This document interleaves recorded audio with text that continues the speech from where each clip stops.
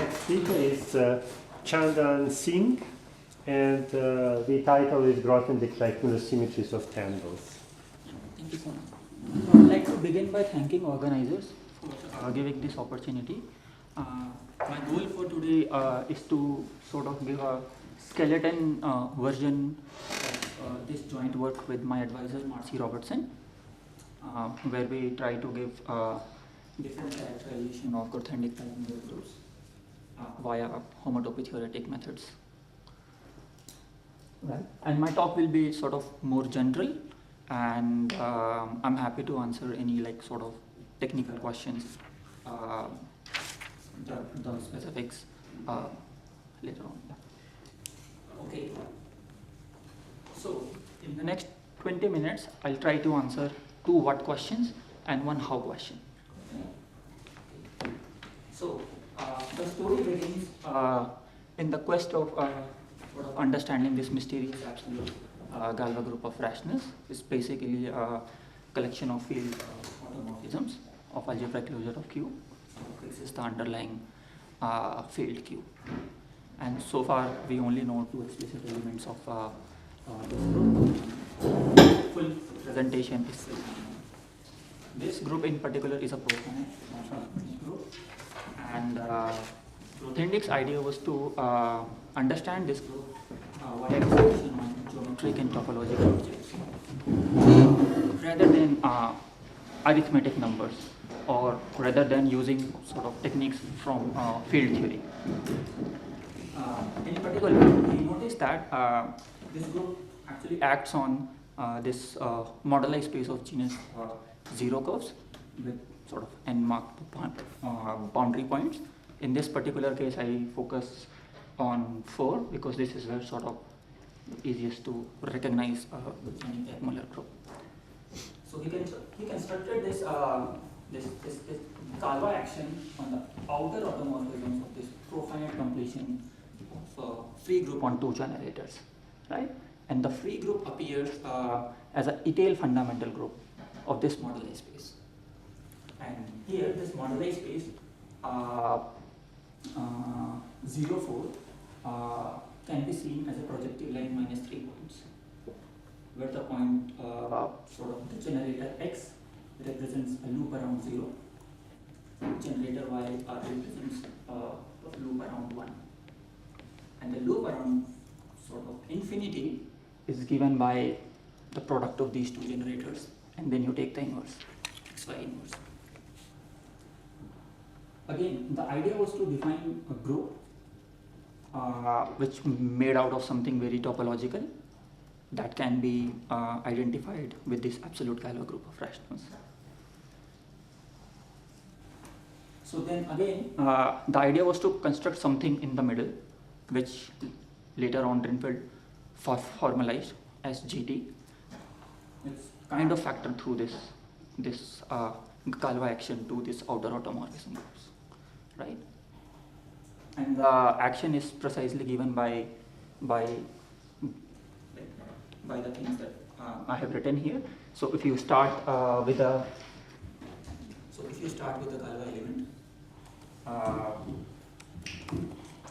it gives you a pair, a lambda, and a free group, sort of formal power series on 2 generators, but the scalar comes from taking the image of cyclotomic actor.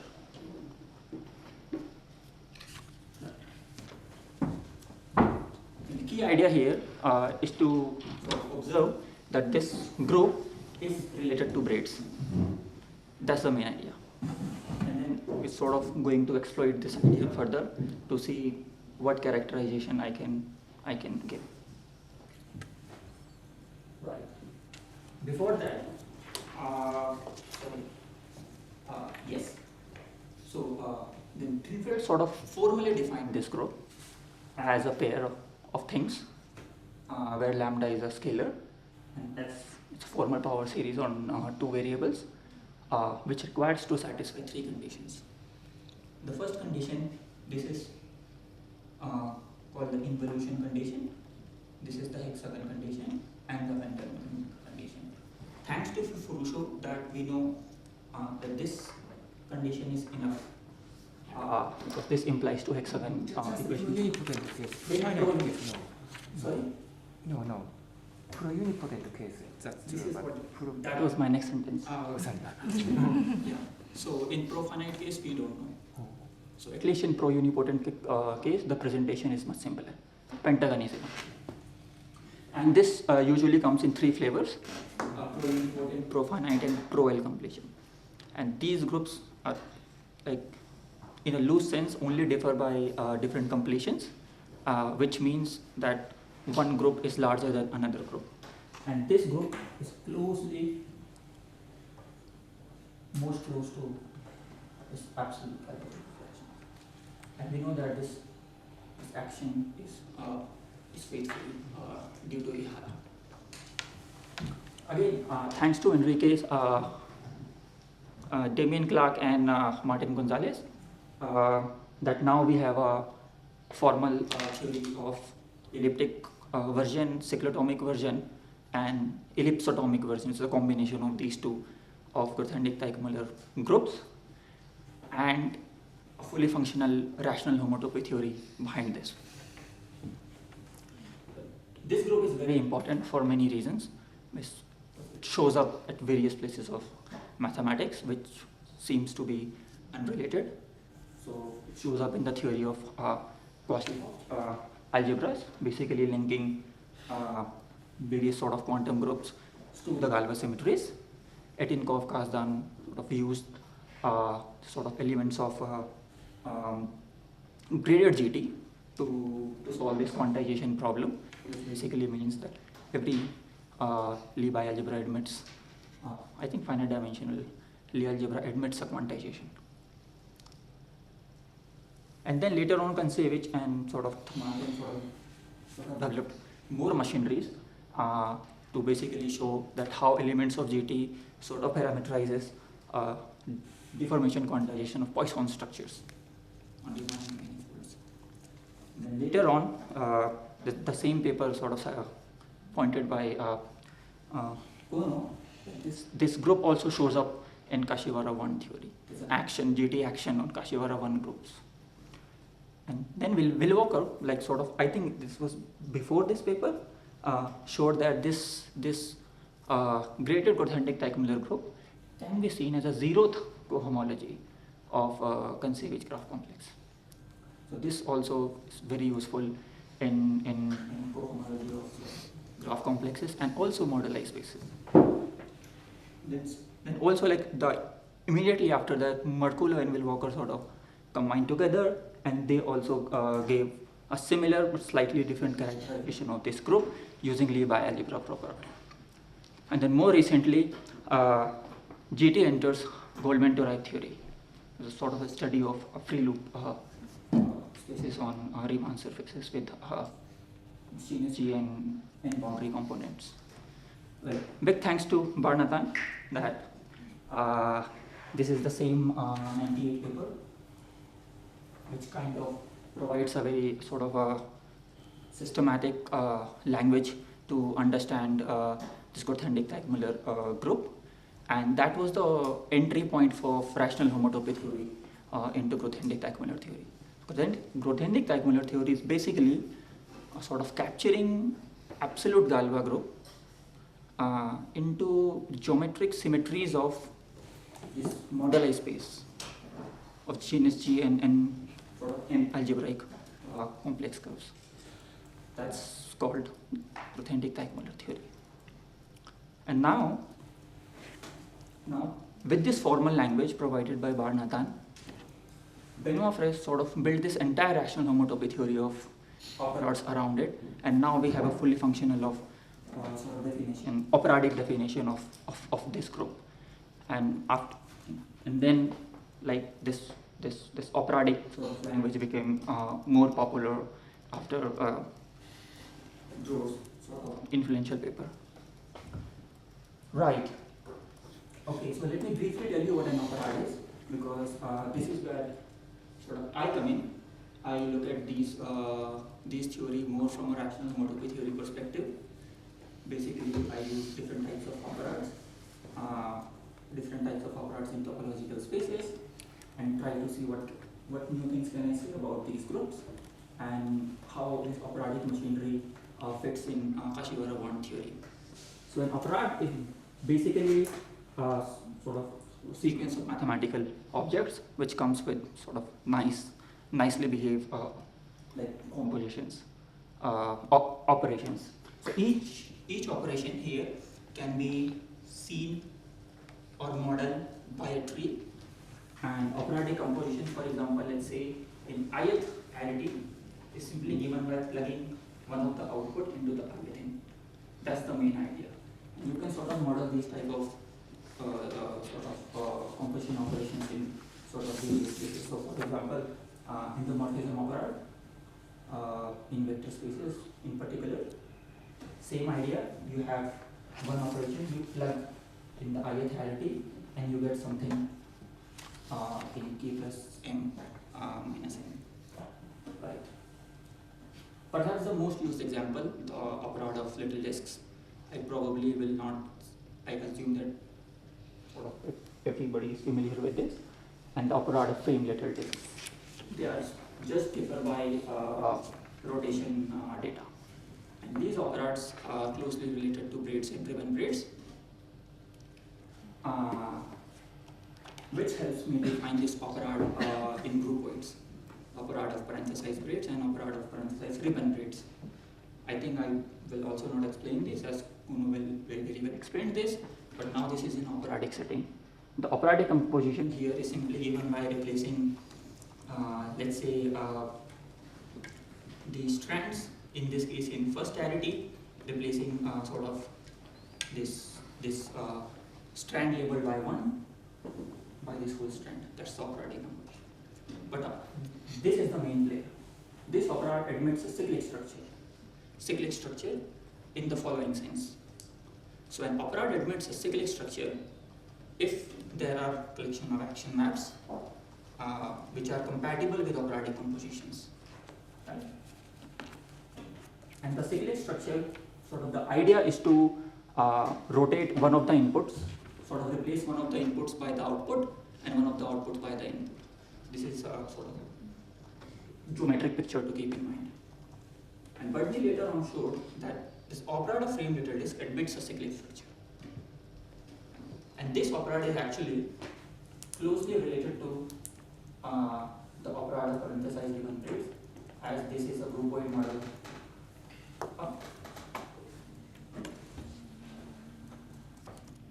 Groupoid model for this operand of parenthesized ribbon braids.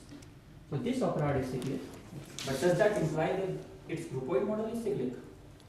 In this case, yes, but general this is not true. So the cyclic structure is given. This is explicit cyclic structure. The formula was given by compositor C and Wilwocker, and I, along with my supervisor, sort of gave an explicit proof of the cyclicity of this operand. And here's the formula goes. So if you start with an overcrossing, cyclicity simply replaces an overcrossing by an undercrossing, and you pick your favorite strand and you negatively twist it. And similarly, if you start with an associator, what you do, you have 3 points in your configuration space. You sort of cyclically rotate a point. So 1, 2, 3 is labeled by 2, 3, 1. And if you have a twist, it doesn't do anything, right? If you flip it, the cyclic action doesn't do anything, so it remains the same. Well, using the cyclic structure, we notice that pro-unipotent GT can be characterized as this automorphism group of cyclic operand. Right? So this is a pro-unipotent sort of operand. I think Kuno briefly mentioned how this sort of pro-unipotent sort of things works. But in particular, this result can be extended into profinite setting. So here all these hat sort of represents the profinite completion of these operands, and the same group can be characterized by various automorphism groups of ribbon, sort of various automorphism groups of braids, ribbon braids, cyclic ribbon braids, and I'm not going to define this, but this is something very closely related to frame little disks, and in particular it's an infinity cyclic operand. So we give a characterization of GT as an automorphism group of an infinite cyclic operand. Right.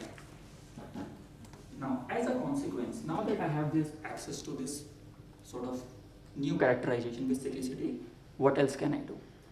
So I'm going to sort of talk about GT action on tangles. So for that, I need to use this new machinery called metric prop. And before introducing metric prop, I need to tell you what an envelope is. So there are various envelope constructions in the literature. This is probably the most used one. So again, the idea is to associate and prop related sort of corresponds to an operand. So operand parameterizes operations with multiple inputs and single output. And a prop parameterizes operations with multiple inputs and multiple output.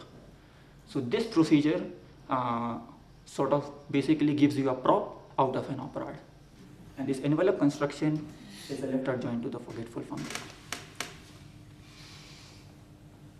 Now that you know how this envelope thing looks like, you formally adjoint cups and cap maps in a more compatible way, in the sense that it satisfies the zigzag conditions. You combine it together, and you get this new mathematical object called metric prop. And I'm now going to use this metric prop to sort of associate this to tangles. In particular, we show that the metric prop associated to a cyclic operand, so this specific cyclic operand, is equivalent to the category of quantum tangles with self-dual objects. So I have this additional relation here. So it doesn't capture the orientation. Usually the dual of positive is negative. In this case, dual of positive is positive. And thanks to Firusho for helping me understand this definition very well. I had sort of a naive understanding for it, but now we understand how this proof works. Right. Okay. And then one can construct an explicit GT action on this quantum tangle, and the formula this is an explicit formula.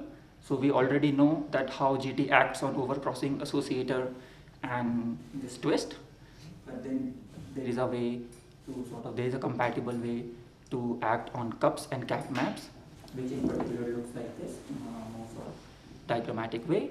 And then there are computations that you can verify that this thing is consistent, and this is the larger picture. So the idea is to sort of take the same GT action given by Drinfeld and sort of slowly lift it from braids to ribbon, to cyclic ribbon, to envelope, to metric prop, and then to quantum tangles. So that's the idea. So it's the same structure, same thing, but it's like exploring hidden symmetries of Grothendieck-Teichmüller group using this sort of cyclic structure.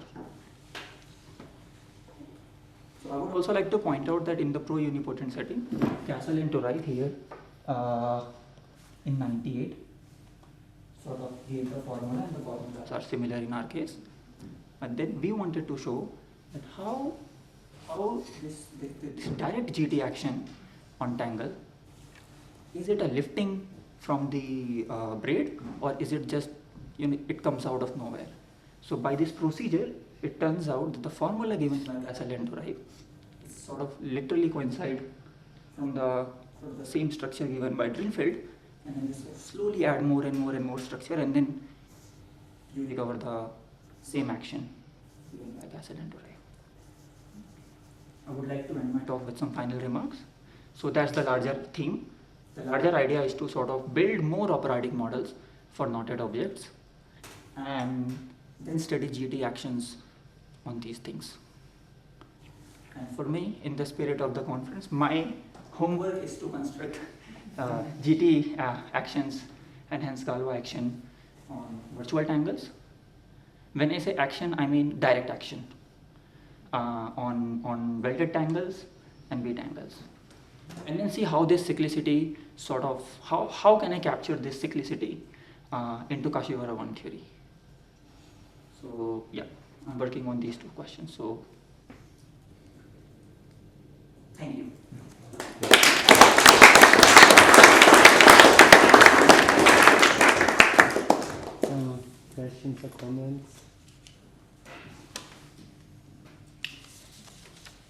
I think you are therefore giving an action on nodes, therefore, yeah? So GT actions, you can specialize this action on Q tangles onto an action on nodes or profinite nodes. So, and does it coincide with the action of motion? Or? Yeah, so that's the question for to ask me, and I don't have an answer to that.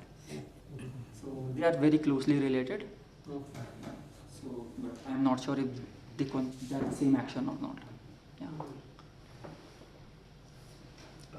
I have a possibly more naive question. So you're saying that JT survives when you replace braids by ribbon braids, and when you introduce the cyclic operation, it still survives. It sounds a little bit miraculous. Of course, miracles, that's good, but it's also not so good, right? So do you have some intuition why it works like that? Kind of normally one would expect when you add more structure, the symmetry to become smaller. Yes. But now it's not. That doesn't seem to be the case. Yes. Well, what is so natural about ribbons and especially cyclicity? Yeah. So the thing is, with braids, we don't know if it admits a cyclic structure, but with ribbons, this model, so the formula actually has a topological interpretation. So this groupoid model actually comes from the compactified framed Fulton-McPherson operands, and that has a cyclic structure given by involution, right?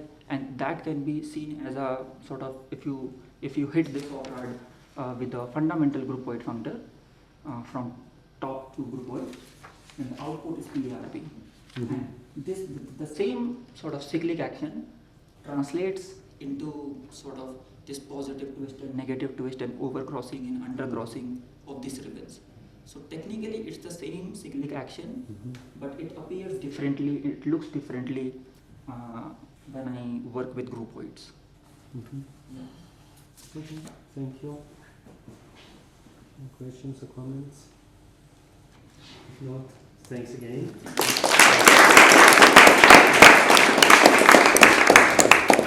So we have a very short technical break and we resume in some minutes.